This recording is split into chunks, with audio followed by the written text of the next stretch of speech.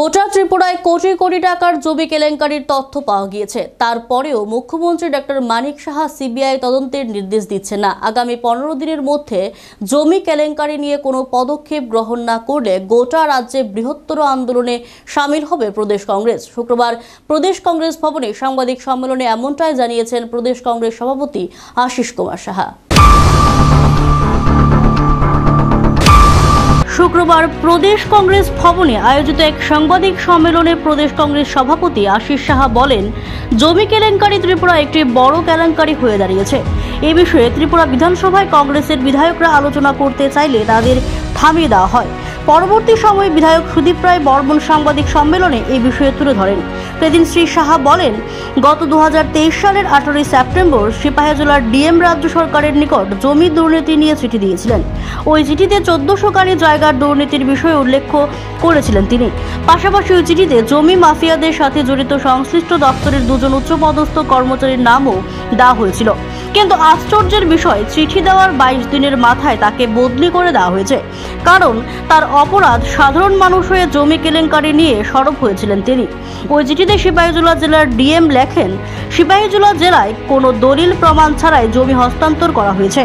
তাছাড়া খাস জমি নিজেদের ব্যবহারে রূপান্তরিত করা খাস জমিকে বরাদ্দকৃত জমি হিসেবে দেখানো হয় এবং তারপর অনুমতি ছাড়াই বরাদ্দকৃত জমিকে ব্যবহারের জমিতে রূপান্তর করা হয় এবং বরাদ্দকৃত জমি যথাযথ অনুমতি ছাড়াই নিজেদের ব্যবহারের জমিতে রূপান্তরিত করা সহ একাধিক অবৈধ কাজ হচ্ছে। এই কাজের সাথে land record and settlement officer Ratnajit Debbarma এবং সহকারী সিনিয়র কম্পিউটার কর্মী তাপস চৌধুরী যুক্ত হয়েছে। অতি সত্ত্বেও তাদেরকে অপসারণ করা দরকার এবং তাদের বিরুদ্ধে তদন্ত করা উচিত। এদিন আরও লেখেন, সিপাহীজলার ডিএম ও কালেক্টর চার্জশিট তৈরির জন্য প্রয়োজনীয় সমস্ত সহায়তা প্রদান করবেন।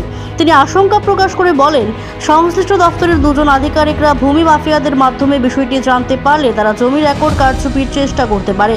এদিন তিনি আরও বলেন, জমি কেলেঙ্কারি ত্রিপুরার একটি বড় কেলেঙ্কারি হয়ে দাঁড়িয়েছে।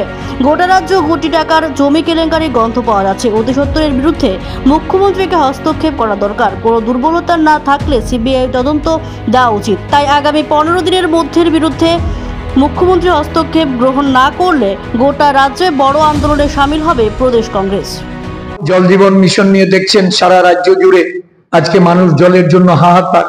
একটা নির্দিষ্ট এই যে বোরিং এর জন্য, স্মল বোর হোক বা ডিপ টিউবওয়েল বোরিং হোক, যে নির্দিষ্ট বোরিং এর জন্য টেন্ডার দেওয়া হয়, দেখা গেছে ধর্মনগরের মতো জায়গাতে এই টেন্ডার তার যে অতিরিক্ত ব্যয় বরাদ্দ এটা বাড়িয়ে টেন্ডার প্রদান করা হয়েছে, আর কাজ করার ক্ষেত্রে এটা নিম্নমানের কাজ করা হয়েছে। টেন্ডার প্রদত্ত যে কাজের কথা ছিল সেটা করা হয়নি। আমাদের কাছে সেখানে বিভিন্ন তথ্য রয়ে গেছে, আপনারা চাইলে সেই তথ্য আমরা দিতে পারবো। মেডিকেল কলেজ বিশ্ববিদ্যালয় নিয়ে এখন একদিক থেকে যেমন কেন্দ্রীয় সরকারের হস্তক্ষেপ শুরু হয়েছে, কিন্তু রাজ্যের সরকার কোনো উপযুক্ত পদক্ষেপ নিয়েছেন বলে সেটা আমাদের জানা নেই। তাই আমরা এই দুর্নীতিগ্রস্ত সরকারের বিরুদ্ধে গণ আন্দোলন সংগঠিত করার জন্য আমাদের প্রয়াস। Bureau report, Asian Times.